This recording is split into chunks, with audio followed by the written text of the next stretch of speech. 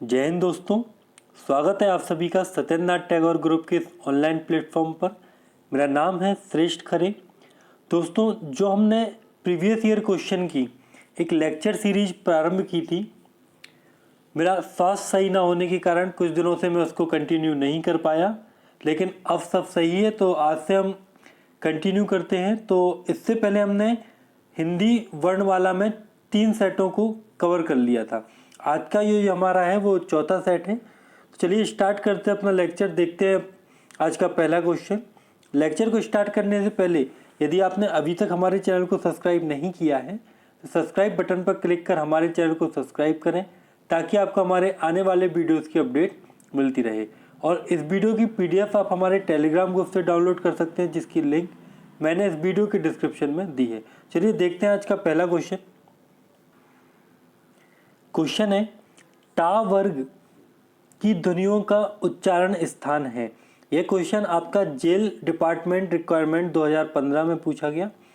Option है आपके सामने तालव्य, नासिक, मूर्धन्य या फिर दंत। देखिए, जो टा वर्ग होता है, इनके उच्चारण के समय जो वायु है वो मूर्धा को स्पर्श करती हुई बाहर निकलती है, तो ये मूर्धन्य व्यंजन कहलाते हैं। इसलिए इस क्वेश्चन का जो सही आंसर है वो है सा। इसके बाद अगला क्वेश्चन है हिंदी में मूलतः वर्णों की संख्या कितनी है। ऑप्शन है आपके सामने 50, 51, 52 या फिर 55।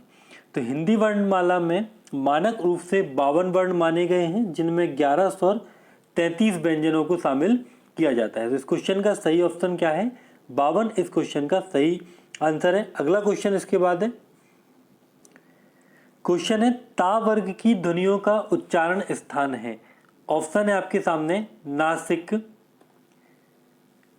दंत, मूर्धन्य या फिर तालव। जो ता वर्ग होता है वो दंत से बोला जाता है। इनके उच्चारण में जो वायु होती है वो दंत को स्पर्श करती हुई बाहर निकलती है, तो ये दंत व्यंजन कहलाते हैं। तो इस क्वेश्चन का जो सही आंसर है वो है बा। अगला क्वेश्चन इसके बाद देखते हैं हम। क्वेश्चन है छा वर्ण किन वर्णों के सहयोग से मिलकर बनता है। ऑप्शन है आपके सामने आधा का प्लस छा, आधा का प्लस शा, का प्लस चा और का प्लस छा। तो देखिए, जो छा वर्ण है वो संयुक्त व्यंजन के अंतर्गत आता है। ठीक है, संयुक्त व्यंजनों की जो संख्या है वो हिंदी वर्णमाला में 4 मानी गई है, जिसमें छत्रक, ज्ञ और स्रा को शामिल किया जाता है।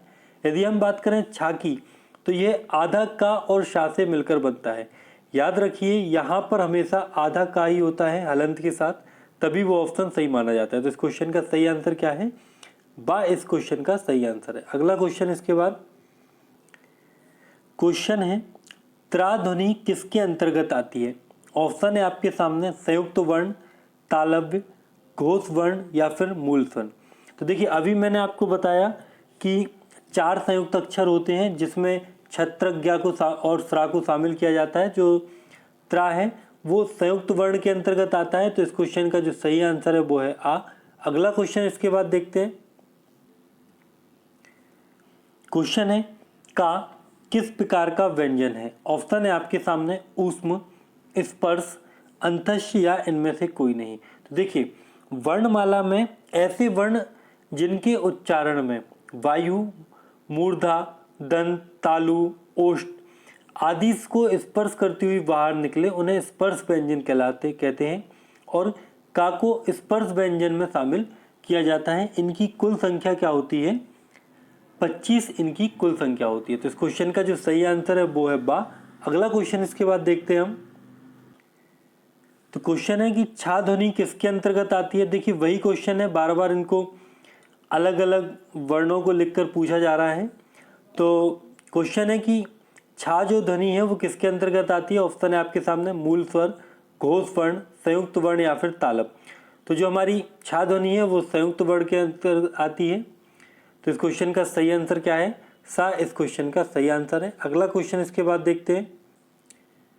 क्वेश्चन है पा वर्ग की ध्वनियों का उच्चारण स्थान है। ऑप्शन है आपके सामने ओट्स, कंठ, दंत या फिर दंतोष्ठ।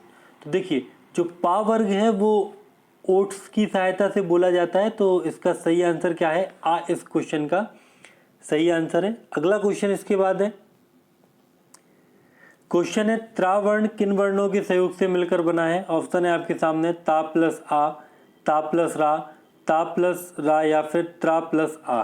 तो जो त्रावर्ण है वो ता प्लस रा वर्णों रा के सहयोग से मिलकर बना है। यहाँ पे हलंत लगा दीजिए, यहाँ पे जो ता है उसमें हलंत होती है।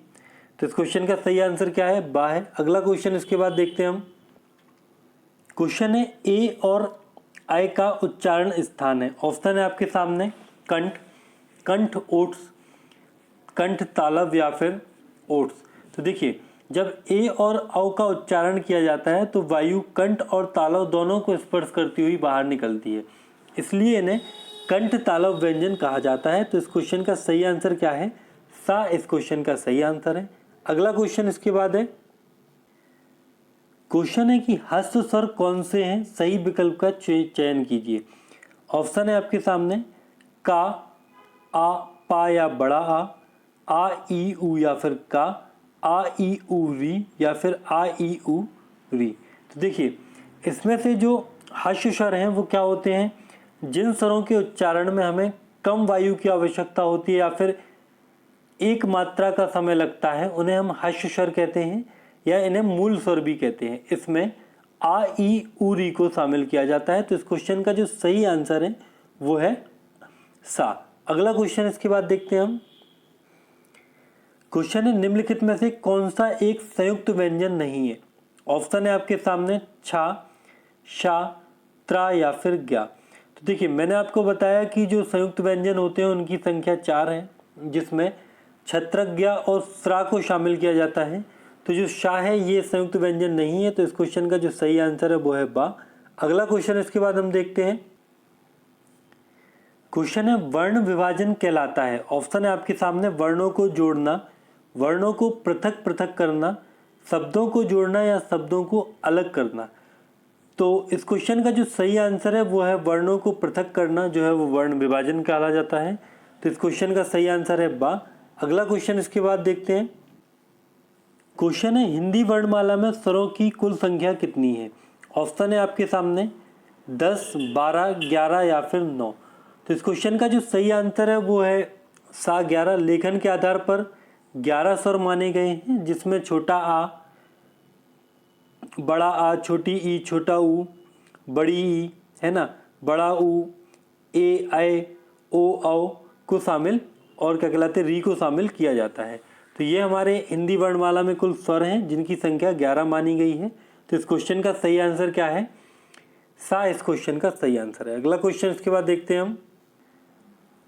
क्वेश्चन है वर्ण संयोग कहलाता है शब्दों को पृथक करना, वर्णों को पृथक करना, वर्णों को जोड़ना, इनमें से कोई नहीं। तो वर्णों को जोड़ना वर्ण संयोग कहलाता है। तो इस क्वेश्चन का सही आंसर क्या है?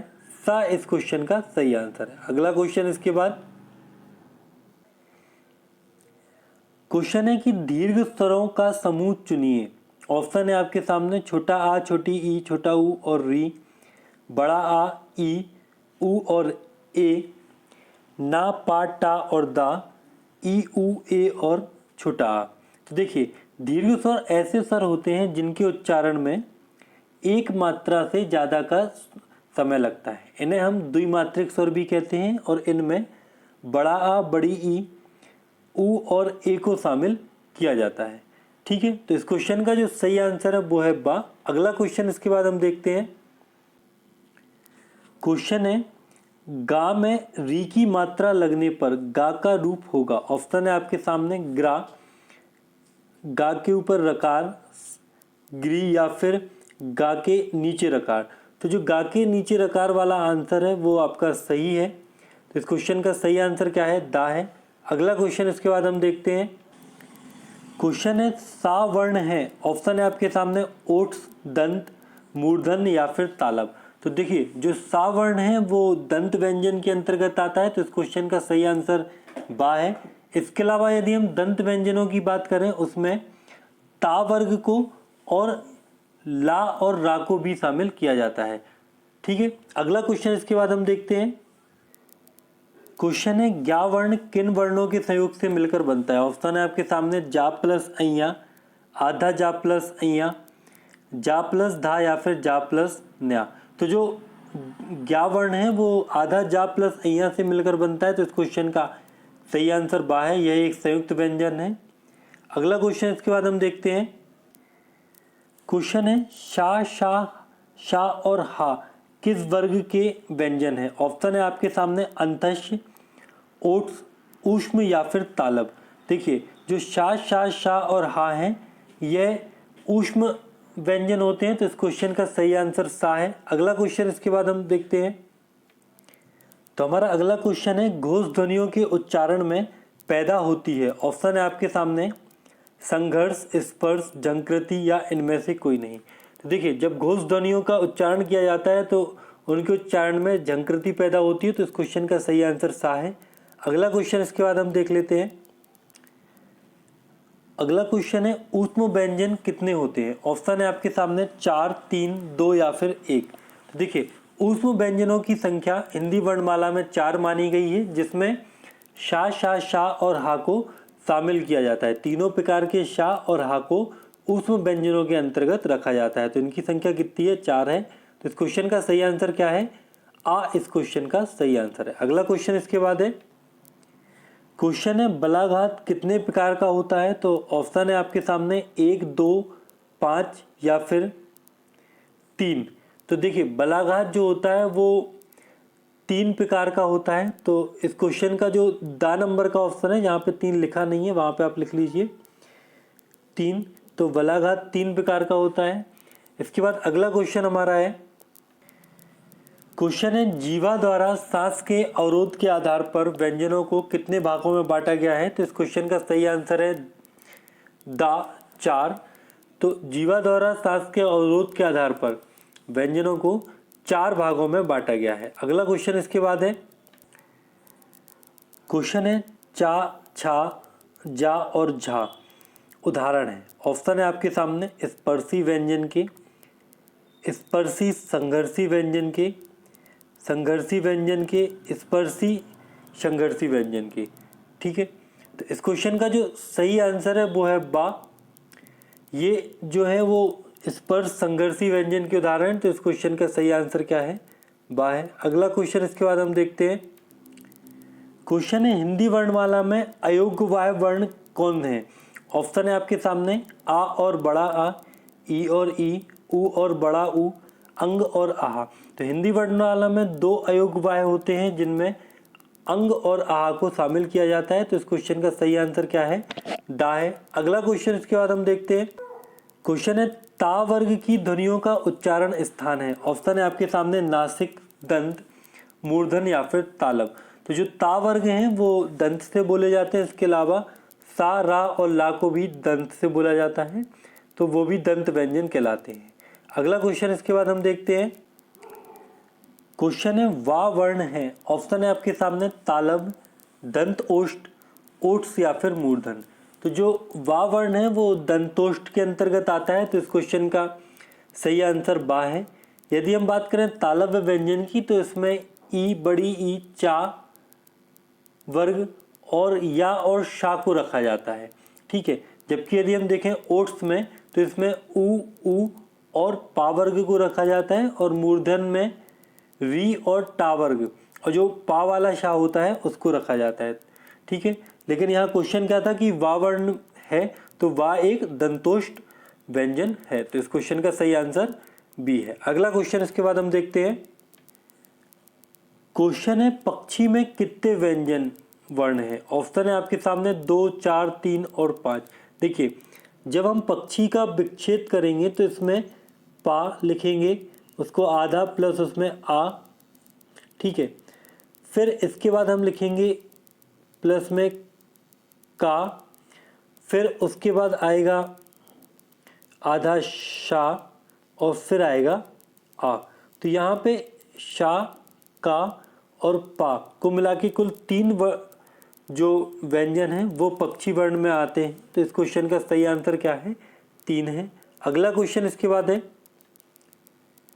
क्वेश्चन है सा वर्ण है, ऑप्शन है आपके सामने तालव्य, मूर्धन्य, दंत, ओष्ठ। तो इस क्वेश्चन का जो सही आंसर है वो है ए तालव्य। अभी मैंने आपको बताया कि तालव्य व्यंजन कौन कौन से होते हैं। इसमें ई, बड़ी ई, चा, छा, जा, झा, ऐया, या और सा को शामिल किया जाता है। तो जो शाह है वो आपका तालव्य व्यंजन है। तो इस क्वेश्चन का सही आंसर क्या है? आ है। अगला क्वेश्चन इसके बाद हम देखते हैं। क्वेश्चन है तालव्य वर्णों की संख्या है, ऑप्शन है आपके सामने 5, 9, 11 या फिर 7। तो जो तालव्य व्यंजन है उनकी संख्या 9 मानी गई। तो इस क्वेश्चन का सही आंसर बा है। अब इन 9 में छोटी ई, बड़ी ई और पूरा चा वर्ग जिसमें 5 को शामिल किया जाएगा। इसके बाद या और शा, तो ये कुल मिला के ऐसे 9 वर्ण हैं जिनको हम तालव्य की सहायता से उच्चारित करते हैं। तो इनकी संख्या 9 मानी गई है। अगला क्वेश्चन इसके बाद हम देखते हैं। क्वेश्चन है निम्नलिखित में से कौन सा महाप्राण नहीं है। ऑप्शन है आपके सामने खा, पा, भा और दा। देखिए प्रत्येक वर्ग का दूसरा और चौथा वर्ण जो होता है वो महाप्राण होता है।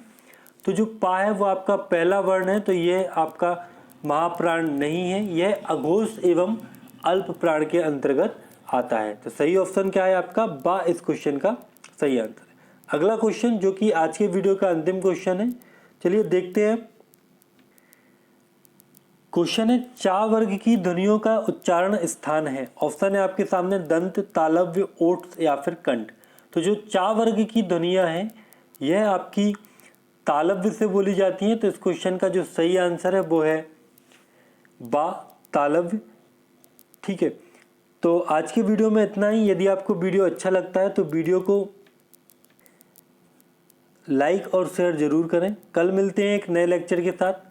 तो अभी तक हमने जो वर्णमाला के चारों सेट कंप्लीट कर लिए हैं। कल से हम हिंदी भाषा का विकास जो है उससे संबंधित प्रश्नों को हल करेंगे। तो चलिए मिलते हैं कल। जय हिंद, जय भारत।